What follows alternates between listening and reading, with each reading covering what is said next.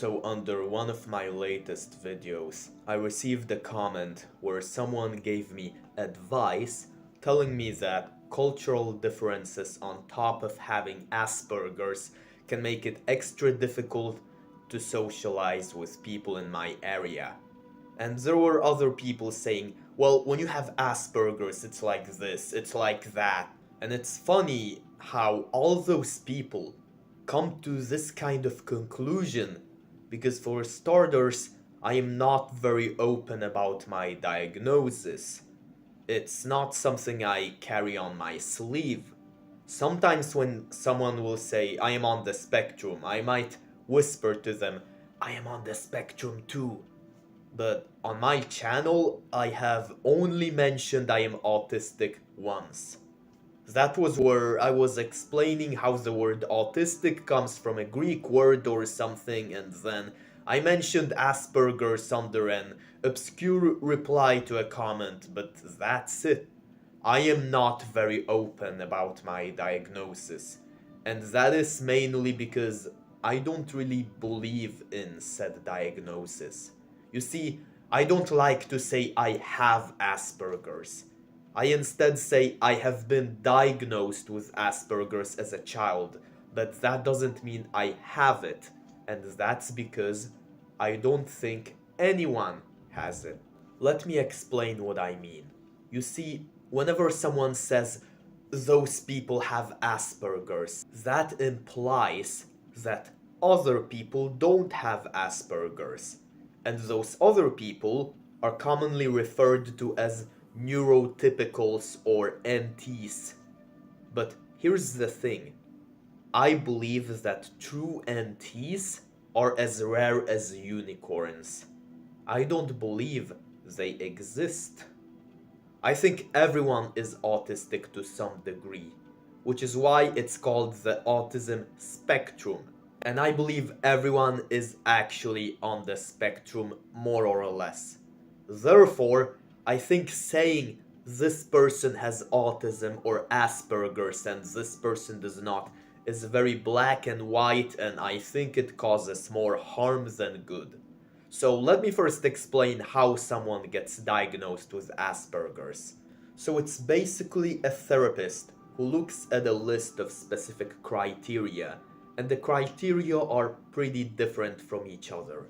I think one of them is being socially awkward, another one is not understanding social cues, another one is being obsessed with certain things, and those criteria are very different from each other. But if you have at least a certain number of those criteria, you officially get diagnosed with Asperger's. And I think this is so flawed because I can play this game too. Let me create 5 completely random criteria. Let's see. First is you have curly hair. Second is you speak with a Hispanic accent. Third one is you like Metallica. Fourth is you love horses. And the fifth criteria is you are 5'8". If you have at least, let's say, 3 of those criteria, you get officially diagnosed with my diagnosis. Do you realize how stupid this is? There are so many criteria that are considered autistic traits that are so different from one another, that many people that get diagnosed with Asperger's will still be very different from each other. But when you give all of them the same diagnosis, you basically lump them into the same box, which I think does more damage than good, because it is very black and white. You assume all of them, for example, need help socializing with people, when in reality, one of them perhaps is already good at socializing, and they instead got diagnosed because they fulfilled other criteria, because they have other autistic traits instead. Therefore, all of this special needs has to be more individualized, rather than saying, those 2 people have Asperger's, therefore they need this help. We need to say, this person has difficulty socializing, and therefore they need help in that, while this person has difficulty staying focused, and therefore they need this different help. Because I do believe in autistic traits.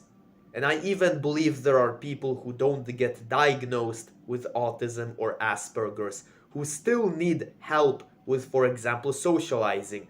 But the reason why they don't get diagnosed is because they don't fulfill enough criteria. Therefore, when you lump certain people into the same box by giving them the same diagnosis, you assume they need the same, or at the very least, similar treatment, while everyone else does not. And it leads to unnecessary treatment for those who don't actually need it. And it leads to lack of treatment for those who need it.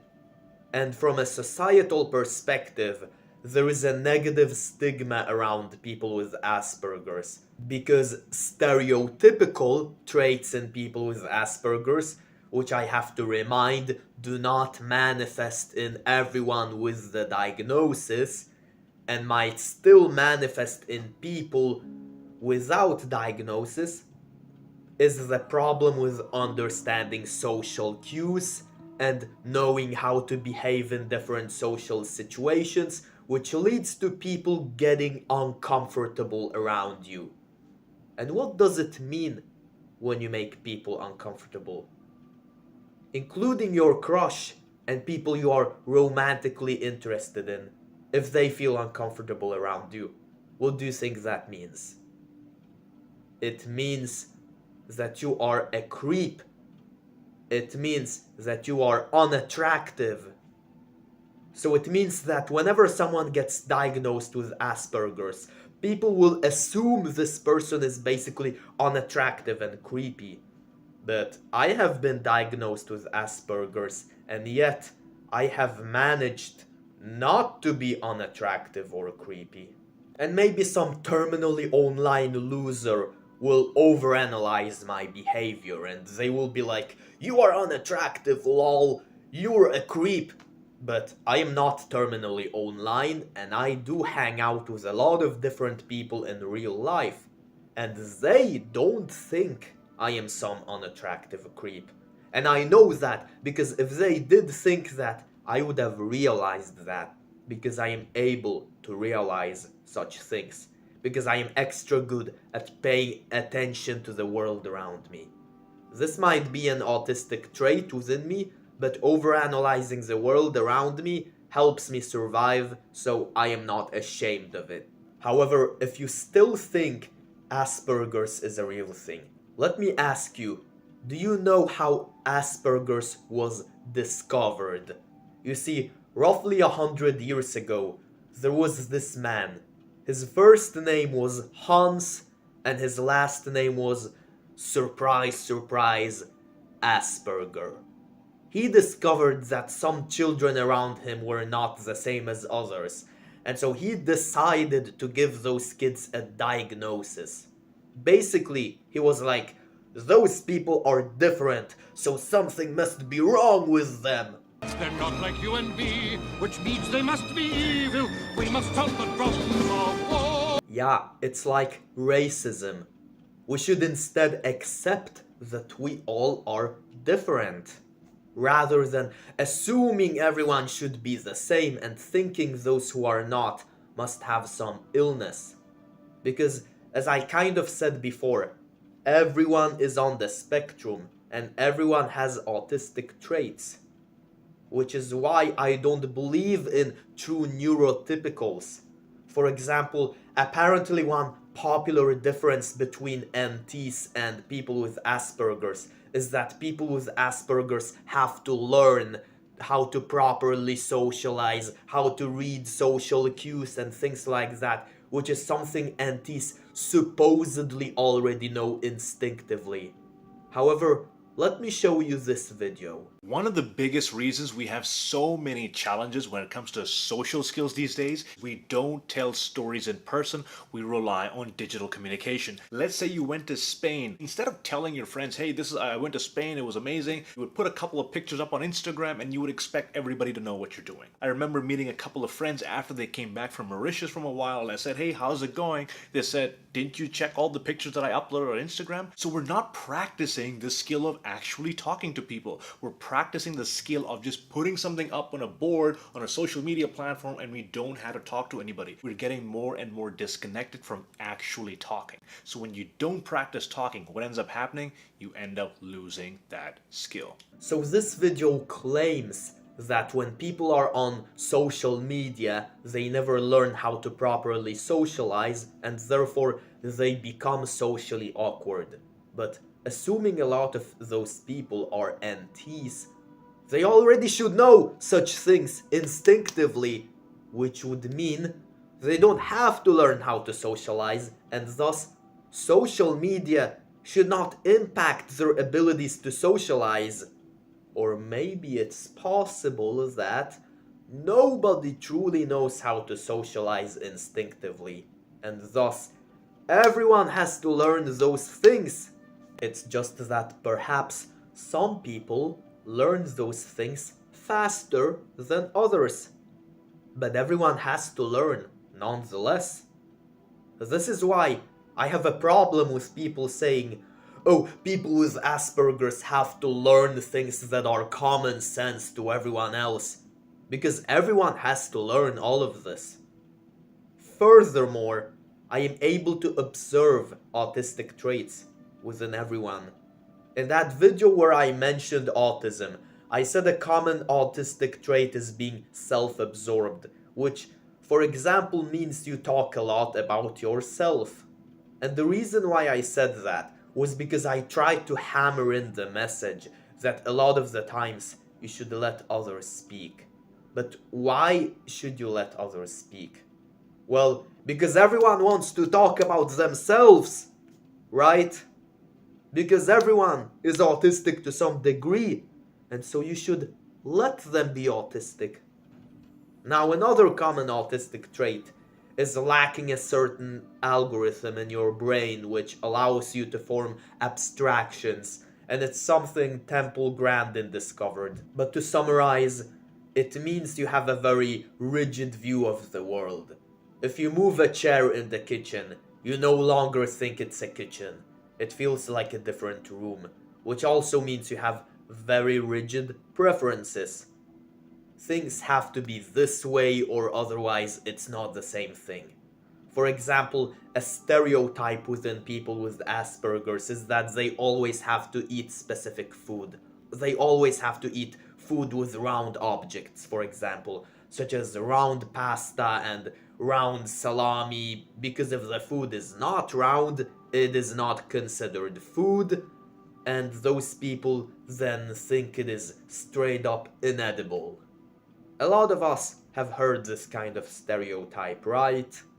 But the thing is, I can see this type of autistic trait in so many people in the world. For example, there is this video that Professor Chesko has reacted to. So last month I made a video responding to this. I don't need to be nice to you. I don't know you. I don't even know your name. I don't know you. And there were a lot of men in the comment section very angry, saying, well, she doesn't have to be mean, right? If she had just been kind and direct, then he would have probably left. He would have left her alone. Well, today, this video popped up on my feed. We just don't want to be bothered right now. I get that. Yeah. And there were comments in that comment section from guys saying, well, why are you smiling? Why are you being so nice? It's giving him the wrong impression. I don't know how else to say this, but there is no incorrect way to say no. Whether it's with a smile, that's likely a self-defense mechanism to avoid being assaulted by this random guy on the beach, right? Or if it's with anger, because they've had to deal with this all night long. The response is still the same. You apologize for interrupting their peace, and you leave. You walk away. I don't care what the Hallmark movie showed you about that time when the guy kept persisting, right? Or what the podcast bro said about what she really means when she says no. She said no. She said move along. There's no scenario that exists where she falls in love with you for aggressively ignoring her boundaries. And there are going to be guys that see this video and they're like, yeah, that's obvious. Why do you need to say this? Because there were thousands of men that commented on my previous video telling me how wrong I was, telling me how there must be some sort of context that exists that justifies not listening to a person saying, leave me alone. Oh yeah, if a girl wants to reject you, she has to be mean, but she cannot be too mean, because if she smiles, then she is being nice, and if she is too mean, she will hurt your feelings. She has to be this and that in order for the rejection to be valid. You see, it's a rigid preference right here. And we also have those girls who only date men with blue eyes, for example. It's another rigid preference, because perhaps everyone has some traits that are considered autistic, more or less.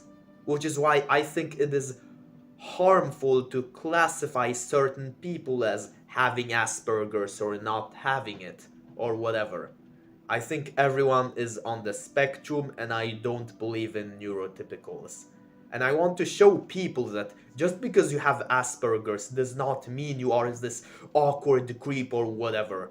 I want to show people that you can be diagnosed with Aspergers and still be this handsome Tyrone who can attract S-tier women. I might not be that right now, but that's because as a man you have to build up value. But if I keep grinding and I don't give up, then hopefully in a few years I will become that handsome Tyrone. However, keep in mind that this is only my philosophy and it should not substitute whatever a licensed doctor might tell you.